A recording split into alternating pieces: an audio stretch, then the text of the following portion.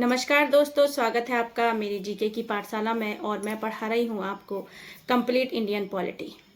तो दोस्तों, जैसे कि हम पॉलिटी में पढ़ रहे थे, राष्ट्रपति, उपराष्ट्रपति, मंत्रिमंडल, मंत्रिपरिषद, अटॉर्नी जनरल ऑफ इंडिया, इन सब के बारे में हमने पढ़ा।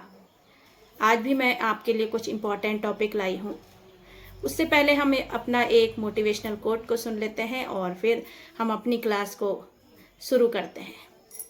तो दोस्तों, आज का मोटिवेशनल कोट क्या कहता है कि जिंदगी में कभी भी किसी को बेकार मत समझना। जिंदगी में कभी भी किसी को बेकार मत समझना, क्योंकि एक बंद पड़ी हुई घड़ी भी 24 घंटे में 2 बार सही समय दिखाती है। इसलिए दोस्तों, कोई भी चीज़ बेकार नहीं है, कोई भी व्यक्ति बेकार नहीं है। बस उसके कार्य जो हैं वो कोई सही से करता है, कोई सही से नहीं करता है, कोई टाइम का यूज अच्छे से कर लेता है और कोई टाइम को ऐसे ही बर्बाद कर देता है। नहीं तो इंसान दोस्तों कोई भी खराब नहीं है। इंसान सब अपने आप में यूनिक हैं। बस उनके कार्य ही जो हैं वही उनको आगे बढ़ाते हैं और वही उनको पीछे करते हैं। अगर अच्छे कार्य करेंगे तो वे आगे बढ़ते चले जाएंगे और अगर गलत कार्य करेंगे तो वहीं पीछे की ओर चलते चले जाएंगे। तो दोस्तों, इसलिए कहते हैं कि जिंदगी में कभी भी किसी को बेकार मत समझना।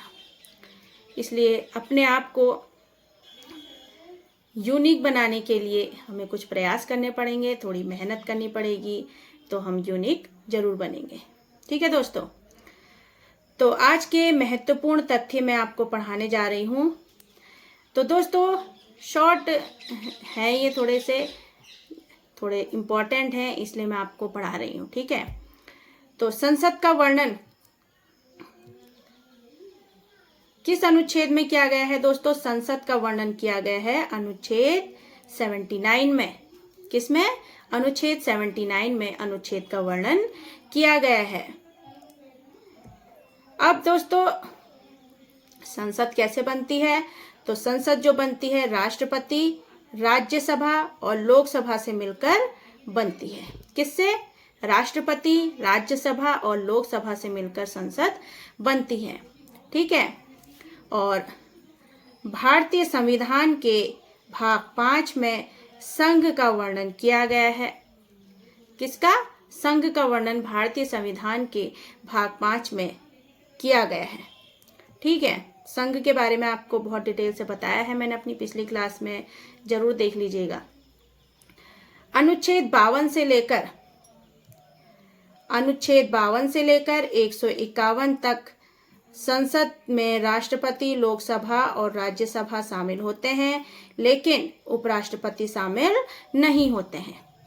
अनुच्छेद 52 से लेकर अनुच्छेद 151 तक जो संसद में वर्णन है, संसद में राष्ट्रपति, लोकसभा और राज्यसभा का वर्णन है, शामिल है ये, लेकिन उपराष्ट्रपति शामिल नहीं होते हैं। ठीक है, अब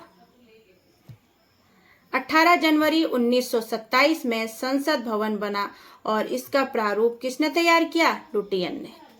किसने? लुटियन ने तैयार किया। और भारत में संसदीय प्रणाली अपनाई गई है जिसका स्रोत है यूनाइटेड किंगडम। भारत में जो संसदीय प्रणाली अपनाई गई है उसका स्रोत क्या है? यूनाइटेड किंगडम है। ठीक है दोस्तों, भारत की संसद में कितने सदन हैं? तो भारत की संसद में दोस्तों 2 सदन है, लोकसभा और राज्यसभा। कितने सदन है? 2 सदन है, लोकसभा और राज्यसभा। राज्यसभा में अधिकतम सदस्य संख्या कितनी है? 250 है। और राज्यसभा में ही वर्तमान में सदस्य संख्या कितनी है? 245। अधिकतम सदस्य संख्या है 250 और वर्तमान में सदस्य संख्या है राज्यसभा में 245। ठीक है, फिर राज्यसभा में अधिकतम जो 250 सदस्य हैं उसमें से 238 जो है वो निर्वाचित हैं सदस्य और 12 सदस्य मनोनीत हैं। और इन 12 सदस्यों का मनोनयन कौन करता है? राष्ट्रपति करता है। कौन करता है? राष्ट्रपति करता है। तो 250 में से जो 238 सदस्य हैं वो निर्वाचित हैं और 12 जो सदस्य हैं वो मनोनीत हैं। और 12 सदस्यों का जो ये चुनता है, मनोनयन करता है, वो राष्ट्रपति करता है। ठीक है, ऐसा किसमें लिखा गया है? तो ऐसा अनुच्छेद 80 में लिखा है, जिसका ये जो 12 सदस्य हैं इनका आधार क्या है? साहित्य है, कला है, विज्ञान है और समाज सेवा से होता है। इन जो 12 सदस्यों का संबंध होता है। ठीक है, अब राज्यसभा में वर्तमान में थे ना, अभी तो हमने क्या पढ़े थे? अधिकतम सदस्य संख्या पढ़ी थी। अब हमने वर्तमान में 245 सदस्य हैं, उसमें से 233 जो है वो निर्वाचित सदस्य हैं और 12 सदस्य ही मनोनीत हैं। 233 जो है वो वर्तमान में 245 में से 233 सदस्य निर्वाचित हैं और 12 सदस्य मनोनीत हैं।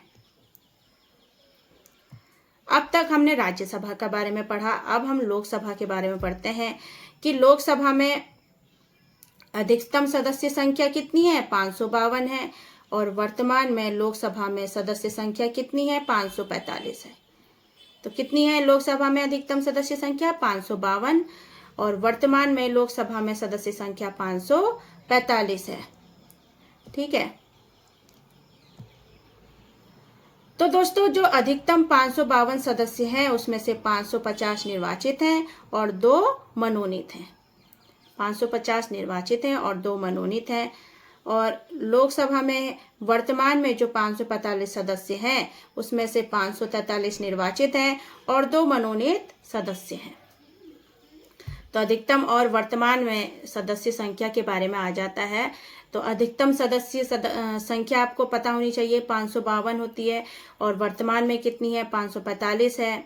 अधिकतम से में से भी पूछ लेंगे कितने निर्वाचित हैं, कितने मनोनीत हैं। तो 550 निर्वाचित हैं लोकसभा में और 2 जो है वो मनोनीत हैं। अब ऐसे ही वर्तमान में पूछ लेंगे कितने निर्वाचित हैं, 543 जो है वो निर्वाचित हैं और 2 मनोनीत हैं। ठीक है दोस्तों, तो ऐसे क्वेश्चन आ जाते हैं। अब दोस्तों लोकसभा सदस्य हेतु योग्यता का वर्णन किस अनुच्छेद में किया गया है? 84 में किया गया है, अनुच्छेद 84 में। लोकसभा के सदस्य की योग्यता का वर्णन अनुच्छेद 84 में किया गया है। लोकसभा और राज्यसभा दोनों को भारत का नागरिक होना चाहिए। सदस्य होने के लिए भारत का नागरिक होना चाहिए। ठीक है, अब आयु के बारे में पढ़ लेते हैं। तो लोकसभा सदस्य के लिए आयु 25 वर्ष होनी चाहिए और राज्यसभा का सदस्य होने के लिए आयु 30 वर्ष होनी चाहिए।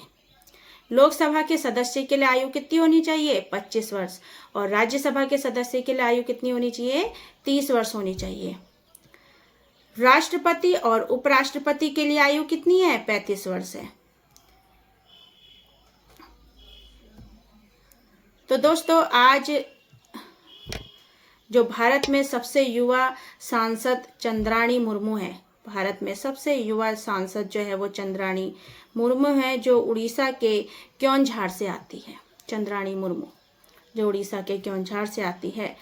अब दोस्तों संविधान में लोकसभा के सदस्यों की संख्या 2 बार बढ़ाई गई है। 2 बार। अब 2 बार कब बढ़ाई गई है? तो 2 बार बढ़ाई गई है। एक तो 7वें संविधान संशोधन 1956 में, इसमें सदस्य संख्या कितनी कर दी थी? 520 कर दी थी। और 31वें संविधान संशोधन 1973 में, इसमें सदस्य संख्या कितनी कर दी थी? 545 कर दी थी। कितनी? 545 कर दी थी। लोकसभा के अध्यक्ष और उपाध्यक्ष के निर्वाचन संबंधी प्रावधान अनुच्छेद 93 में किए गए हैं। अध्यक्ष और उपाध्यक्ष के निर्वाचन संबंधी जो प्रावधान है वो अनुच्छेद 93 में किए गए हैं और यह निर्वाचन लोकसभा के सदस्य ही करते हैं। ठीक है, जो अनुच्छेद 93 में निर्वाचन संबंधी प्रावधान है, तो यह निर्वाचन कैसे होता है लोकसभा के सदस्यों का?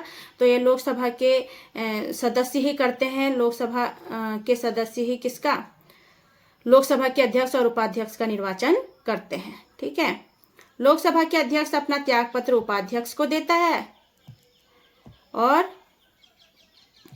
लोकसभा का उपाध्यक्ष जो है वो अध्यक्ष को अपना त्यागपत्र देता है। मतलब अध्यक्ष उपाध्यक्ष को अपना त्यागपत्र देते हैं, उपाध्यक्ष अध्यक्ष को अपना त्यागपत्र देता है। और लोकसभा के अध्यक्ष को हटाने के लिए किसकी जरूरत होती है? बहुमत की जरूरत होती है। किसकी? बहुमत। मतलब बहुमत होगा तभी लोकसभा के अध्यक्ष को हटाया जा सकेगा। तो ये थी दोस्तों आज की हमारी छोटी सी क्लास, और बहुत इम्पॉर्टेंट है छोटी सी लेकिन है बहुत इम्पॉर्टेंट। बहुत से इम्पॉर्टेंट टॉपिक हैं इसमें जो एग्ज़ाम में आ जाते हैं, तो बहुत अच्छे से इन्हें पढ़िएगा। और फिर मिलते हैं आपसे अपनी अगली क्लास में। तब तक के लिए अपना ध्यान रखें, खुश रहें, स्वस्थ रहें।